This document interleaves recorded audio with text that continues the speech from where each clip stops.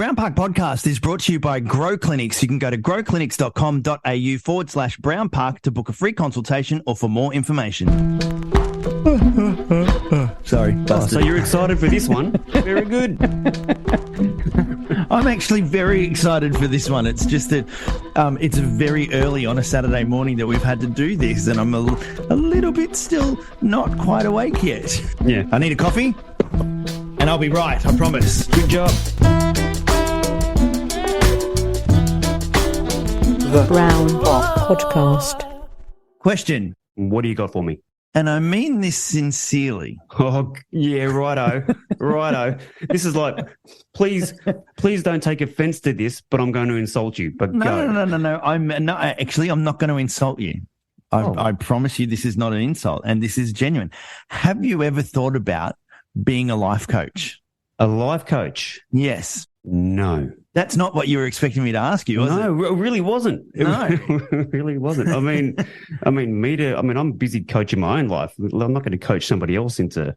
And I say this because over the years that we've been friends, like I have suffered depression and stuff like that, and you've always managed to be there and help me get out of my funk. So I just thought I'd ask, have you ever considered being a life coach, or would that be detrimental to other people that weren't me? Sorry, Christo, can't talk to you. I am flat out talking to other people, helping them now. Yeah. Maybe it's a new career path. Who knows? So how can we help you now? What are you feeling? I feel like I need a coffee. Why do you feel you need a coffee, though? Oh, stop it. Special guest. Okay, today's guest is a biggin. Indeed. He belongs to a family of Hollywood royalty. His father, Aaron Spelling, was responsible for shows like, Charlie's Angels, The Love Boat, Heart to Heart, Dynasty, a little show called Beverly Hills 90210, Melrose Place, Charmed, and more. His mother is a theatre producer and an author, a philanthropist, and his sister is Tori Spelling, who also starred in 90210, and I think was in Melrose Place for a minute. His name is Randy Spelling, and he now changes lives, and we've got him on the line. Hello, mate. So good to be here. Thank you, guys. Let's talk facial hair. You're just saying off air that you managed to find, 4-inch long hair. I was being a little dramatic, but it could have been about 2.5 to 3 inches. Yeah. I looked on my face, the sun was hitting it, and I pulled, and it's a hair attached to my face that's 3 inches. And then a couple weeks ago, I was laughing. I looked at my eyebrow and I said, what is that? And I pulled a hair, and it was the size of my pinky. Don't you hate that? Wow. Have I hit that age where, I feel like I'm turning into my dad, where these hairs are starting to get really long. Yeah, I'm at the same age where you sort of look in the mirror and go, what happened to my eyebrows? Why are they... I need to... And actually, I went to a hairdresser the other day and got a haircut, and she's gone, oh, mate, let me attack those eyebrows for you. And I'm like, what do you mean? I had exactly the same thing. It was, I want to say 12 months ago, I went to the barber to have a haircut, obviously after the hair transplant. And they said, do you want your eyebrows trimmed as well? I'm like, oh, my God. You do my ears as well. What the hell? Right? The ears, the nose. What happens when you get to this age that you just start growing hair everywhere? I don't understand it. Well, it stops coming out the top of your head and starts coming out in every other part of your body. That's the issue. It really does. I know, right? Anyway. Let's get to the serious stuff. Well, not serious stuff. I want to know the Randy Spelling story. You have one of the most interesting lives of anybody I know. You've gone through the Hollywood gamut. Can I go right back to, say, childhood? What was your childhood like? My childhood was incredible. It was big. I guess that's a good word to describe. Just big, and in a way grand. It was lavish in many ways. I grew up with wealth and grew up in Hollywood, so I'm in a famous family. There's glitz and glam, but yet I'm a little boy. Right. Yeah. Growing up, just trying to make sense of the world and try and be close to people and figure it all out. So I have always been this way where I'm split between two worlds, it feels like. The world that I'm born in and the world that's around me, and it's sort of this super sensitive, almost observing self, like trying to make sense of everything and trying to learn.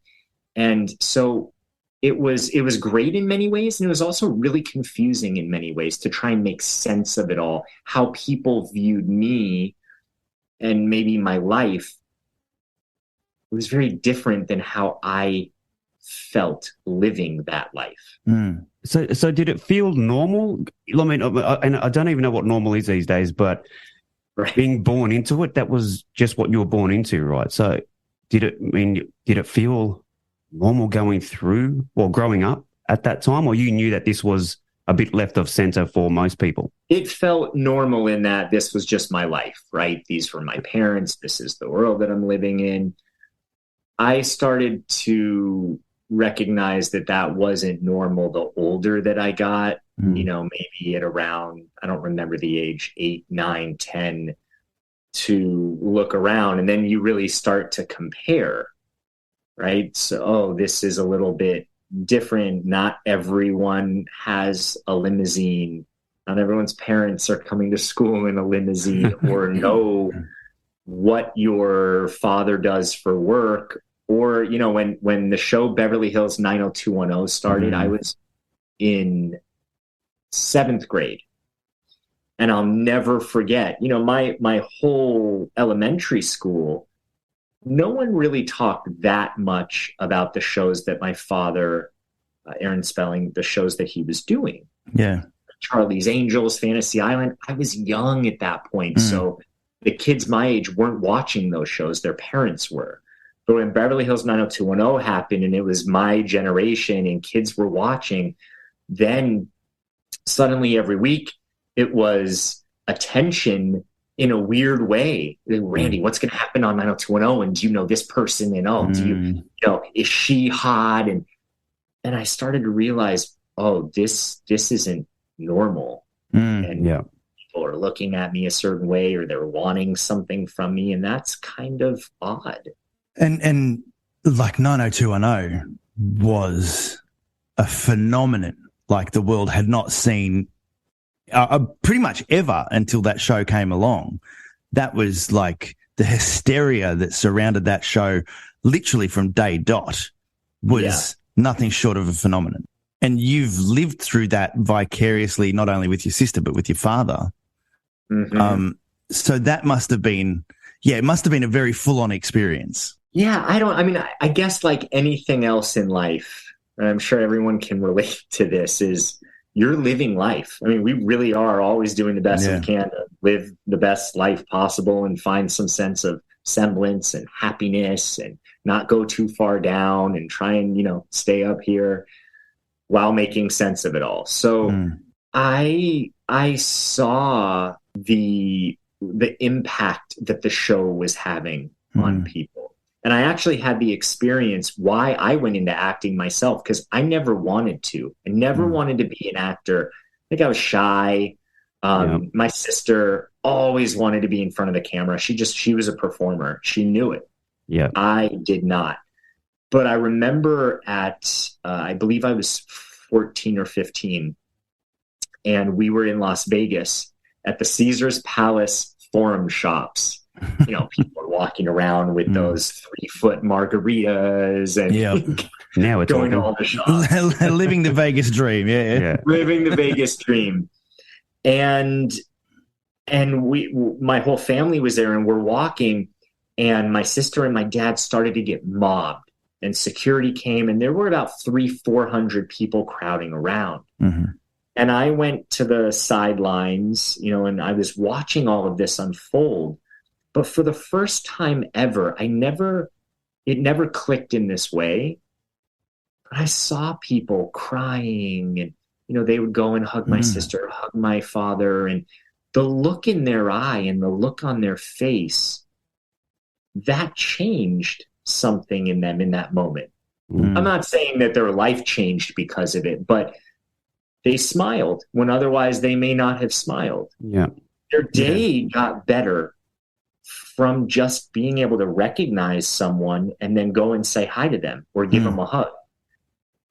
And I said to myself, I want that. I can really make an impact if I could reach people like that. I didn't know about life coaching. I wasn't thinking anything of the sorts, motivational speaking. I was 15. Yeah.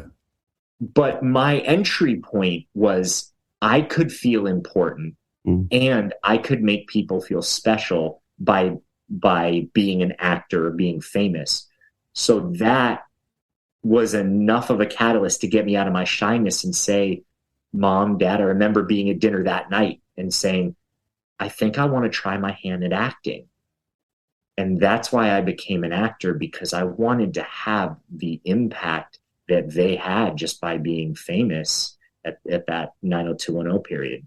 And were they supportive when you went to them and said, look, this is what I want to do now? Because I know in my life, if I'm a pastry cook by trade, and if Summer, my daughter, came to me and said, Dad, I want to be a chef or a baker or something, I'd be like, hell no, you're not doing that crap. So how were they doing it? Well, it's the family business. So I think that was my dad's pride and joy. That's what he knew. That's what he eat, breathed, slept. So he, I think, was pleased and also confused. Yeah. What? You want to? Okay, well, start acting classes and start becoming better at this. So they were accepting, but they never said you have to do this. I mean, that did come from me. Yeah. So at what point did you then go, no, I don't want to be an actor anymore. I want to step away from that life and sort of do what you're doing now, which is helping others through life coaching? I know that's jumping the gun a little bit and we'll come back and forth, but it's interesting because that's what you wanted to do, to reach out and touch people, but it doesn't sound like that's what the chosen path was. Right. And it's okay. I'm sure we have a lot to cover today. Yeah. So I never wanted to stop acting. I still love acting. Yeah. Being an actor is a part of me. I think everyone should take at least one acting class. And I think that everyone should take an improv class, because acting is, you get a chance to get more in touch with emotion, right? You have to really feel the emotion of the scene, whatever that character's feeling. That is a huge exercise in self-awareness. So emotional intelligence, I think everyone should at least have that experience in their pocket. And then improv, as you know, when someone's bringing you something, you have to yes and them. You can't say, someone knocks on the door and says, oh, here's a pizza. You can't go, oh, no, I'm not accepting the pizza. You have to go, great, I've been thinking about pizza all day long. Who sent this to me? Right? Who was it? Who started the conversation along? Yeah. Exactly. And the reason why that is such a great life skill is things come at you in life. And instead of just going, oh my gosh, no, how can you work with it? How can you yes and it?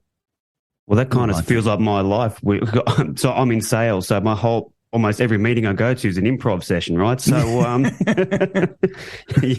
you get along with a whole heap of people that you usually wouldn't get along with. So, interesting. Yeah, sales definitely, there's so much improv in that. So to answer your question, I went through a pretty dark night of the soul period where I got caught up in addiction. I was an actor for a while. I dabbled in the music industry. I had an independent record label and, put out a few records. And it's just, I was always trying to search for my thing, my way. Where do I fit? And, it was interesting for me. It's the line just kept moving, like how to fill that void. Well, maybe if, I was a TV actor and then people say, well, you have to do some feature films to really up your career and be taken more seriously. So I did feature films and it's like, oh, I don't feel any different. So what's the next thing? Oh, I'm going to create my destiny in the music business. I'm going to put out conscious music, stuff that can make a difference for people. And So I went and did music, and I had my own office, and I put my feet up on my desk, and it's like, oh, I feel like an executive now. And yet, tomorrow came and I didn't feel any different. So I was always reaching for things to try and fill that void, to feel enough, to feel like I mattered. And of course, I had some big shoes to fill, comparatively to my father. That's the role model that I grew up with. So it wasn't just I needed to find my way and where I fit. I think there was this sense of I had to do it big. I had to really be important. I had to be recognizable in anything that I was doing. Yeah. And if not, then I'm not successful. And that was going to be something that I was going to ask too. And I was just going to say, growing up with the arguably one of Hollywood's most famous directors, how did that weight of expectation come into play? And I guess you're answering that now. There would have been that weight of expectation of having to achieve something great coming out of such a well-known family. Yeah. I didn't realize that I had the pressure. If you would have asked me when I was 15, 16, 17, I would have said, no, I don't feel any pressure at all. I can do whatever I want to do. If I wanted to do something, my parents would be okay with it. I didn't feel any pressure then, but I think it was unconscious. And it wasn't that my parents put it on me. It was just, an expectation. I mean, this sounds horrible, but it's sort of like being a part of a legacy and being like, well, what's he going to do? Yeah, for sure. What are you going to do? Yeah.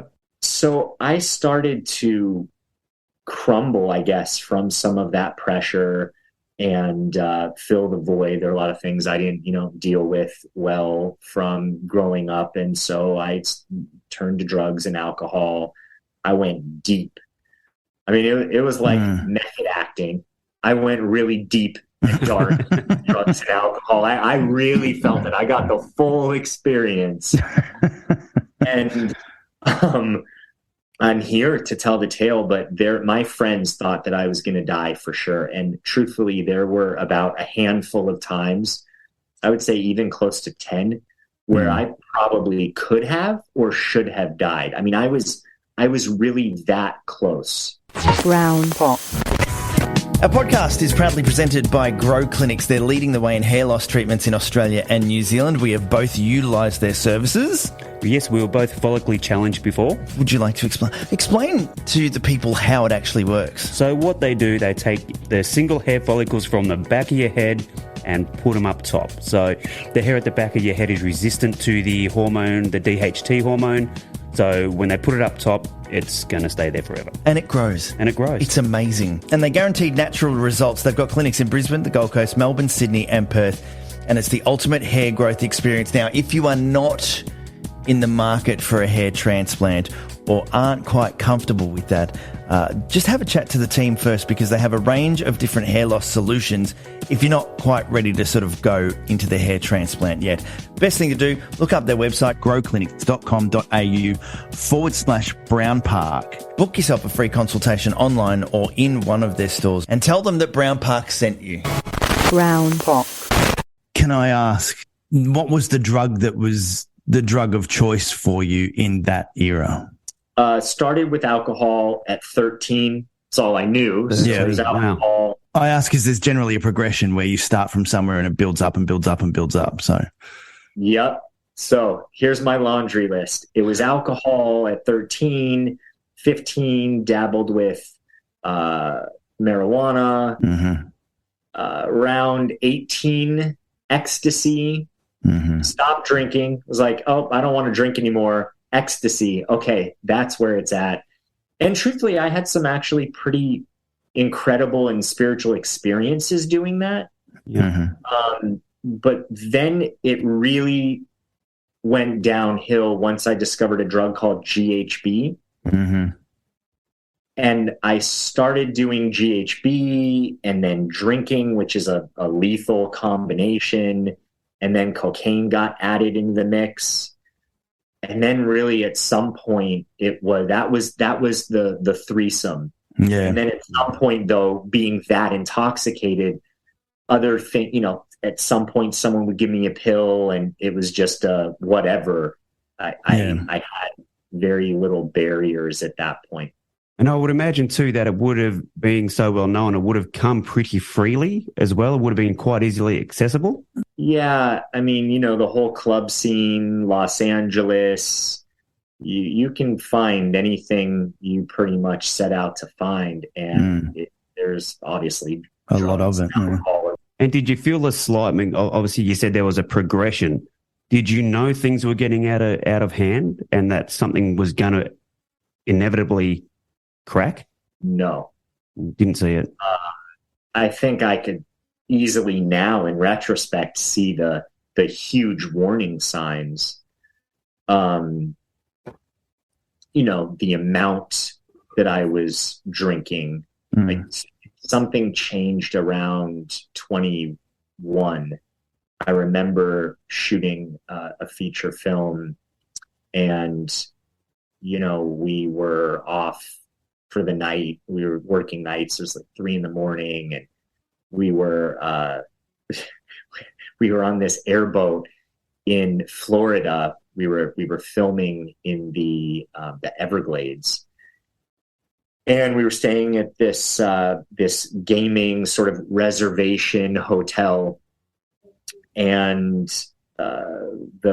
some of the co-stars and I, we were drinking, and I remember getting a bottle of rum, and I was going for it pretty well. And then this was right around the time that I was introduced to GHB, so I brought some GHB with me.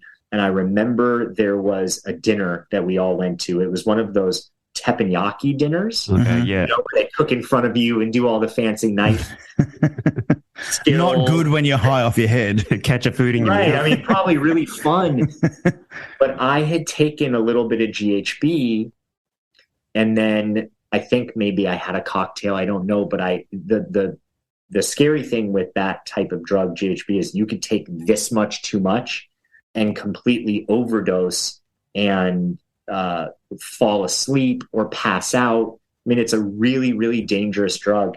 And I passed out at the dinner table, but it wasn't like an alcohol pass out where someone's like, oh, they're really drunk. It was almost like a seizure type of passing out. That's what happens.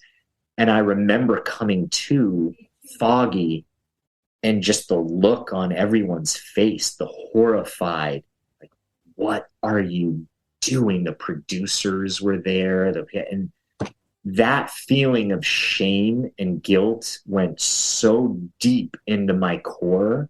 Yeah. And at that point, I should have said, there's a problem. This 5 o'clock in the afternoon, you're going to a dinner. Why would you even do that? But I wasn't thinking clearly. No. Did you have a moment of clarity where you went, that is it, this is the line in the sand, I need to stop? Did you have one of those? No, not even close. Not even remotely close. I mean, I went a few years after that with gosh, this sounds terrible as I'm saying. No, but I mean, as I'm going through this, I'm like, wow. But no, I mean, it really went a few years. I went to rehab once, but I wasn't ready. Yeah. Right. So had an intervention. Friends, family were like, hey, you need some help here. I went, but I was so young that the idea, all my friends were going to clubs and partying and whatever. The idea of not doing that was scary as hell. I'll bet. Yeah.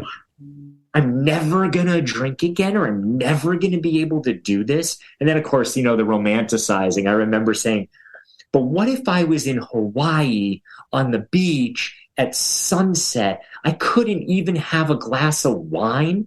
Yeah. And I didn't even love wine at the time. Yeah. Right? Yeah. But it's that romanticizing. And so I went a few years, and it got worse and worse and worse and worse. My moment of clarity actually was, I would say, maybe 4 to 5 months before something actually changed. I was with one of my best friends that I was hanging out with at the time. We were at a club, we were intoxicated, and I remember sitting back and feeling good. But there was this existential moment that happened And I said, what's next? Yeah. What else is there? Because I know this. And he was kind of shaking his head in agreeing. And I said, is this what my life is going to be? This is old. I'm tired of this. I don't just want my life to be like this. Cut to shortly after that, my father passing away. I was shooting a reality show at the time. It was the antithesis of everything I really wanted to do, but I did it because I thought that's what I needed to do for my career. Totally not in alignment with me. Cameras are on me. My dad passes away. I'm in the throes of addiction, unhealthy. And it was just the wheels on the bus came off. There was some family drama going on. It was just like, it was a nightmare. Yeah. And I remember that show stopped filming and it was about 3-4 in the morning. And I was in my apartment and I had literally tried to ingest everything that I could, not because I wanted to be gone. I just was like, oh, I'm coming down. What else can I put in? Yeah. And I remember at some point just feeling so utterly lonely and bad that I fell to my knees and I looked up and I just said, I called my dad at the time, Pops. And I said, Pops, my guides, anyone who can hear me, powers that be, God, is this it? Because I'm done. And I said, I feel in my heart, I feel in my bones that I'm here for more. I really feel that I'm here for a reason, that there's this like deeply spiritual reason, but I don't know how. It makes me emotional. I have no idea how I'm going to get there at all. And I'm scared, but I don't want to live like this. And I had some really deep experiences when I was about 18 years old, meditating and really feeling connected. And I think if I didn't have those experiences, I wouldn't know what it's like to actually, be more conscious and feel connected to something more than just the human experience. And I said, that's what I want. So if that's what I'm supposed to do, then help me, because I don't know what else to do. Otherwise, take me out, because I'm not going to do it myself. And a few weeks later, I ended up making the decision to go to rehab. But it was different because I knew this was the end of the line for me. And, I stopped doing everything. I stopped smoking. I was smoking cigarettes. And that's when, after that, I started to ask the questions, okay, who am I? Yeah. Now that I have this chance here, what do I really want to do? How do I want to show up? How do I want to make life meaningful? I mean, I can imagine when you're in the throes of addiction, the road out would seem so long, and the circle of influence, the people you're hanging out with, so everything around you has to change, and not just in that moment. You can't. It's one of those things you can't just switch off and go, all right, things are going to change as of now. That it's just a long road back. Everything had to change. Yeah. Everything that I knew, I either had to do differently. I had to change my circle of friends. I still have my core group of friends who I'm friends with now, but I didn't, I went out to a couple clubs and I wasn't drinking at all. And I thought, this isn't fun at all. Because really, I'm not really hanging out with my friends. Everyone's there to get drunk, right? Party. And I was like, I'm not feeling this at all. Even relationships, even sex, I was scared to death because I started drinking when I was 13, and I wasn't always intoxicated every time, I was in relationships or had sex. But there's something that I've seen as a pattern in people is anyone who starts a real addiction of any kind, it's almost like it freezes them at that age that they start. So emotionally, they kind of stunt themselves at that age. And truthfully, I felt like that. Like, oh my gosh, to be with a woman again. I felt like I was 13. I felt like a little boy. Like, everything's scary, and I'm an exposed nerve now in this crazy world. How do I show up and function like this? So how old were you at that stage when all I that was happened? 20. I just turned 27. Okay. Because, I mean, I've heard people say before, similar to what you're saying now, that when you stop drinking or stop doing drugs, it feels like you're doing everything for the first time. Yes. Because you've got to do it brand new because you're not in your comfort zone of being drunk or being inebriated. Right. Yeah, I had to relearn who I was, because even having a social conversation, I don't have that lubricant. Yeah. I don't have that. It's a good way to describe it. Just sort of like a more numb, inebriated, like carefree. It's a level of self-confidence that you get from alcohol, I guess, and from those kind of things. Yeah. Right. It was a form of medication. Or Dutch courage. The Dutch courage. Right. Yeah. And I think the biggest thing is learning how to face yourself. Yeah.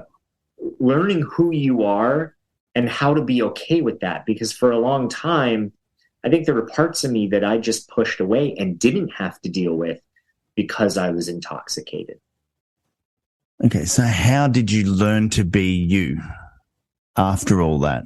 What did you do? Did you disappear? Did you get off grid? Did you find spirituality? Did you find God, or what was your pattern, or what was your pathway after that? Because what you are now is literally a 180 degree turn. I failed math, obviously. Just geometry. Yeah, I know, John, but look, none of it was good for me. That's why I'm in radio. But it's, you are completely different now, and a completely different person now to what you were then. What was your path? My path was long and slow. At least that's what it felt like. It was literally step by step in terms of figuring out, who am I? What do I like? What do I not like? What do I want to do? So I think I just followed, sort of like having fog beams in really dense fog. Yeah. I couldn't see far in front of me at all. I didn't have a 5-year plan, a 10-year plan. I was pretty much in the dark, but I had little fog lights, and I just kept inching forward with every prompt that I got, with every question that came up for me. Again, who am I? How do I want to make a difference? What makes me happy? So all along the way, something would show up that would allow me another path, another stepping stone on the path. So when I was asking, what do I want to do?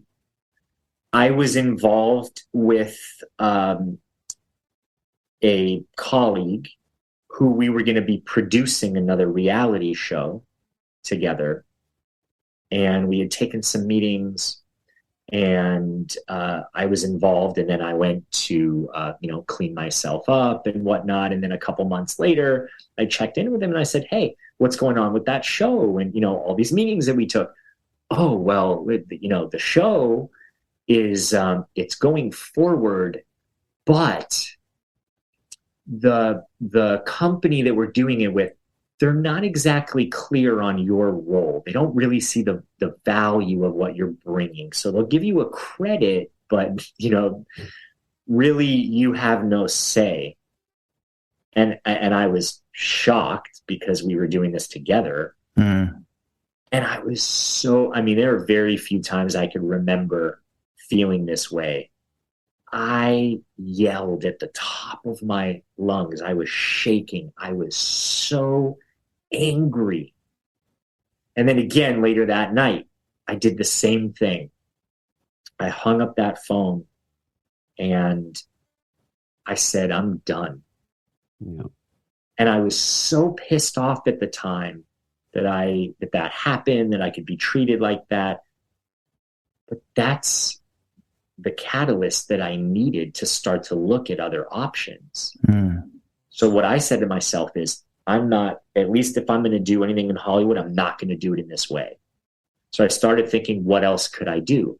Maybe I do a show that could impact people positively. It's not just like, ooh, what's going to get ratings? And so I started to think differently. And then, along the way, I was having the conversation saying, I'm unclear what my next step forward is, what I'm going to do. And someone suggested life coaching. And I said, life coaching? What is that? And at the time, that term was not, 15 years ago, that was not a very popular definitely term. not. It was emerging. Yeah. Yeah. And very naively, I said, well, it was my therapist actually at the time. And I said to him, isn't that a profession for women? And I didn't mean anything derogatory by it. I only, I watched Oprah. I saw, a life coach on Oprah. And he said, no, there are men life coaches. He said, my wife happens to be a life coach. But he said, just check it out. I went home that night. I looked on the computer. I did some research. And I realized, wow, this checks a lot of boxes. I'm going to enroll in a program. I'm going to take all the credits that I need. I don't know if I'm going to become a life coach. I don't even know if that's what I want to do. But these are great interpersonal skills. This will help me. So I enrolled in the course. All the while, I was in therapy. I'd been in therapy for years, but because I removed the distraction of alcohol and drugs, then I could actually do the work and have it stick. And then I took therapy at that point as far as it could go. And then I searched for, spiritual work. And, I started jumping into books and metaphysical books and psychology and all sorts of different things. And it's just, I just kept going, following the prompts. Started studying life coaching and coaching people pro bono because that's what was suggested. And I never stopped. And I built a business around it. Well, it feels like it was always there within you, because when you go back to when you were 13, when you had that moment when you saw the positive impact that your family was having on people. So you felt it even back then. So it's almost like you had to go through what you went through to give you more. And I don't want to use more, I don't want to say more relevance, but you've been through the shit, and now you can relate to people and talk them through that. So I think it's pretty amazing that it was always there. You got to where you were always going to end up, but you had to go through what you had to go through to get here. It's pretty interesting. Yeah, and I think in a way, look, I can't sit here and say that I know every part of every person's experience, because I don't, right? I'm sure there are things that I have not experienced that other people have. However, I know what it's like to feel completely chained, to feel horrible about yourself, to not feel enough, to feel like you need to matter, to try and find importance, to feel down, depressed, to feel anxious. I've walked in it so much, and in a way, pulled myself out. So I think that I could say, hey, I've walked the walk enough to now coach so many different, hundreds, thousands of people that have helped them in so many different situations that, then there's a body of work. There's experience there. Brown Pop. Grow Clinics are proud supporters of this podcast and proud supporters of our head. Thank you. I love my head now. We've talked about this a lot on this podcast, but they really do change lives. It's certainly changed ours. We don't mind, I don't love getting my photo taken, full stop, but it's a whole lot easier when you've got some hair. Absolutely. And they're leading the way in hair loss treatments in Australia and New Zealand. And they offer the most refined hair transplant technique available with natural results guaranteed. People cannot tell that I've had a hair transplant. No, you can't tell at all. I had somebody ask whether they could pull at my hair to see whether it was real the other day. Was that your wife? No comment. They've got clinics in Brisbane, Gold Coast, Melbourne, Sydney and Perth, and it's the ultimate hair growth experience where you're taken care of every step of the way, and it is completely pain-free as well. Question, did you let them pull it? Yes. Oh, beautiful. Best thing to do, look up their website, growclinics.com.au/Brown Park. Book yourself a free consultation online or in one of of their stores and tell them that Brown Park sent you. Brown Park. Look, there's going to be a lot of people that say, well, why don't you just take Dad's money and just go and retire in the Bahamas and not have to do anything? But am I right in reading that they basically said, no, you're not going to get any of this money. You need to build your own life and your own wealth? You're right about that, although that was never really said that way. Yeah. It wasn't a Warren Buffett moment where it was, here, I'm doing this because here's exactly. I think it was just sort of, hey, it sounded like a fair amount of money at the time. My sister and I both did get something. I'm sure to a lot of people that would be, somewhat life-changing. For my lifestyle at the time and how much money I was spending, it wasn't necessarily life-changing. Yeah. And, it was in the market. And then 2008 happened and that money pretty much went goodbye. And doing what everyone says not to do, I panicked and I'm like, sell it all, diversify. This is terrible. But it did allow me to find my own way. It did allow me to build my own thing. And yes, would it have been easier to just have all of the money? Sure, financially it would have been easier. But there's so much that I've learned along the way. It's made me understand money. It's made me learn how to build a business.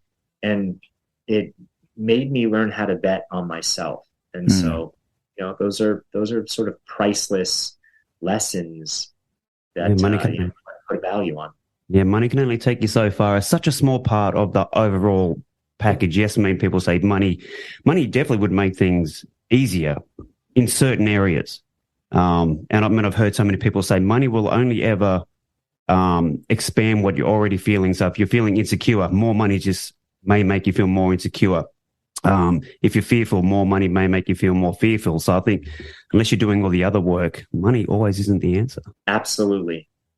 Money, if you think about it, there's a neutral charge on it. It's a piece of paper with a rather ugly looking face, right? Very weird shapes. And you're like, it's the value that we place on it as people, as society. And I don't know, I would love to change this conversation. And I know people could say, look, it's easy for you to say, Randy, but I've had a lot of money. I've come from, the biggest. I've come from the palace, so to speak. Well, that house alone is phenomenal. How many bathrooms do you need? Right, I know. But it was so fun at some point as a teenager. Oh, I could imagine it'd be a ball. Like, it'd be phenomenal. Okay, look, I need to just while we're on it. So, when my daughter has nightmares, she has to just walk, maybe 20 steps to come into our bed. You had to walk 2 kilometers or 1 mile to your parents' bed. How did that go? I needed breadcrumbs for a trail. I wonder if that was purposeful as a deterrent. Like, our room is just far enough away that you might not need to come in here all the time. Yeah. A funny story is I remember moving into the house, and it was a beautiful house, by the way. And I really did feel at home. I had wonderful memories, a lot of fun there. But I remember moving from our other house to that house, and it was so much bigger. As a kid, you go to it's hard as a kid to understand construction and walls and everything. Yeah. When we first moved in, all the furniture wasn't in. And I remember seeing where my room was, and I remember where the kitchen was. And I thought, every time I want a snack, I have to go from that room all the way down the hallway, the other hallway, the third hallway, down just to get, oh my gosh, I'm going to have to bring food to my room. Yeah. No impulsive eating. That's all right. That's not a bad thing. Yeah. Right. But the one thing about money, and I want to go back to this because I think it's just such an important topic, is it absolutely brings more choice. Yeah. It can absolutely alleviate stress when someone is bill to bill. Yeah. But there are all these studies that are done, great studies to read, that even after a certain point, all the needs are taken care of. does it make someone any happier? And it doesn't. It gives them more potential. It gives them more possibility. Yeah. But does it do anything inside to fulfill something? It doesn't, because the better hotel room you stay at requires you to then always stay in that better hotel room. And then there are complaints about the better hotel room when it's not as good as what you wanted. And then you realize, okay, I'm in the better hotel room. Hey, I'm at this vacation. I'm in Tahiti, this place I've always wanted to go. And I'm in one of those huts that are photographed where, you know, there's a fish tank literally underneath you. There's a glass floor and you see fish. You go, I've waited my whole life to get here. And you take it in and you enjoy it. But then you're sitting there alone with your thoughts. And then you've reached what you've always wanted. Here's the symbol of it. You're living it. What happens tomorrow when you wake up? What happens when you go back home? If there's not an inner world that you've cultivated that allows you happiness, that allows you freedom, that allows you connectivity in some way, presence, money just becomes another thing. And sometimes it makes it worse, because then you go, I've longed for this my whole life, and then I have this, and I realize what I put so much attention and energy on, what I've seen as the dangling carrot, it's an illusion. Now what? Yep. Obviously, you've found your place in the world now. Do you find that has made you happier than what you ever were before? Oh my gosh. I can't even begin to describe my fulfillment. I really like using the word fulfillment versus happiness. Because I feel like everyone sort of chases happiness. Again, this is my own theory. No. I read somewhere, all the happiness coaches out there are going to be like, what? But, you know, it's sort of like there are these courses around happiness. And I think happiness is a great word because it's what we know. Yeah. But happiness is transient. Happiness is something that comes and goes. Anger is something that comes and goes. Sadness is something that comes and goes. It's an emotion. It's an energy in motion. If we all try and chase something that is constantly moving and coming up, I think it's troublesome, because then the moments that we're not happy, we panic and we go, oh shit, I'm not happy. Something's wrong. Versus looking at a deeper state of being, which is I'm fulfilled.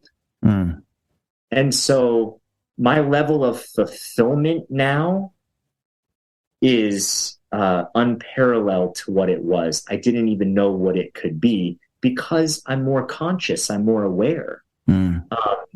That said, I probably have a lot more to go. You said I found my place in the world.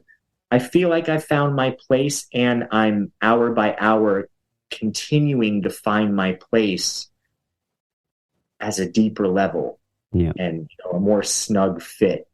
And so it's evolving.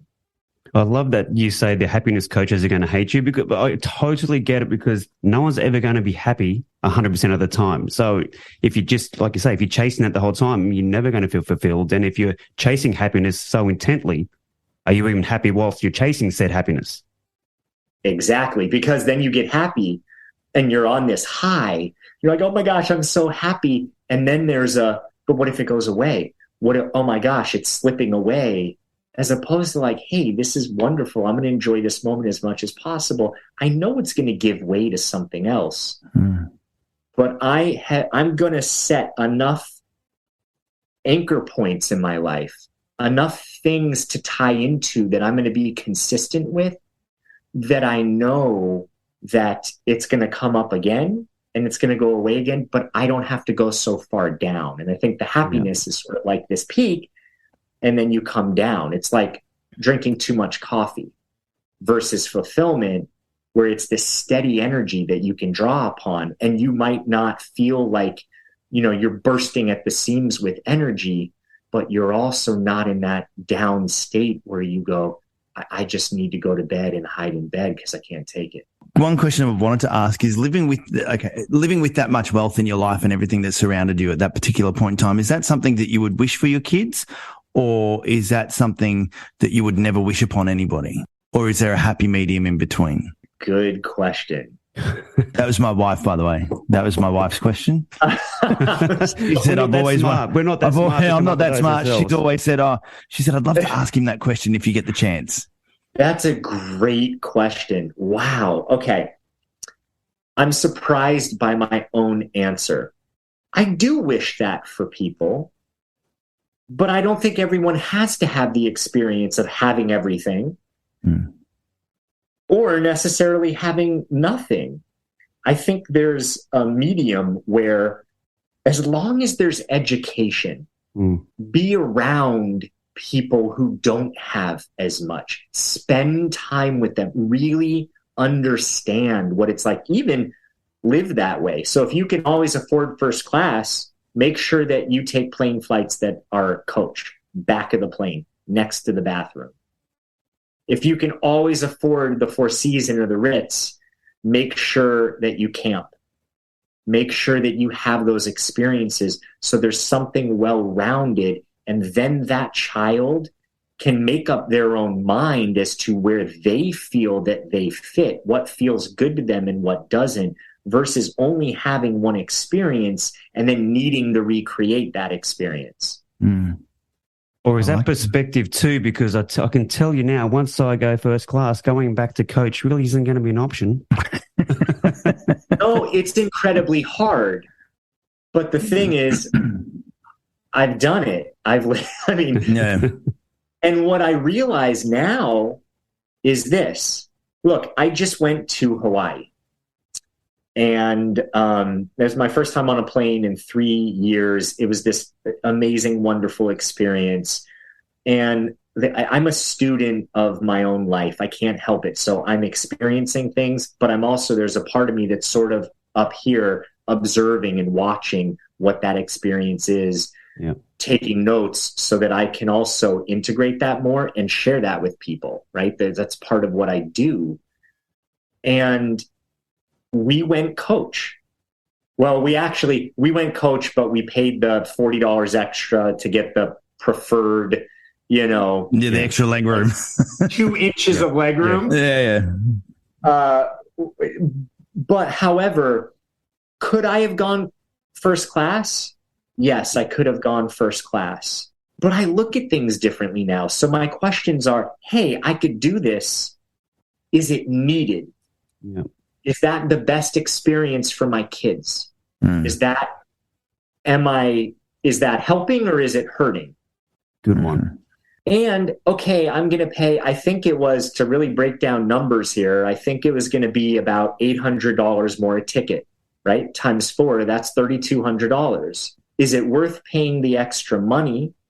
Or if I had the $3,200 to spend on food and experience while I'm there, so I'm not calculating on my head going, damn, that acai bowl is $20 a bowl, and I just spent $100 on, and we didn't even do anything. Could I use that to enrich our experience more versus a 5-hour flight where is it going to make that much of a difference? Do I need it? So I got to make a very conscious choice, and I found where that money would be more useful. And hey, I could take some of that money and give it to a good cause. Could that make a difference there?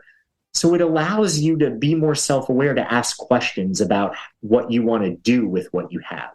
I have 2 more quick things. Oh, God. Okay, whenever he does this, something's coming. It? Do I? I don't. Is that my tell? Is it? I think it might be. All right. Well, let's see where we go. Bottom left of my screen. Is that a drum of some description behind you? It would be on your right-hand side. Yes. A thumb drum. Is it a thumb? Is it what they call a thumb drum or something? It's a. I've seen these online. I've wanted to have a go at one of these. Same. Sure. Well, so they all sound different. I have a couple, but I don't know if my mic will allow me. Hold on, let me see if I could do something here. Ladies and gentlemen, this is the Randy Spelling Show. Live performance. Okay, let's see. Can you hear this? Yeah. Yeah, that's good.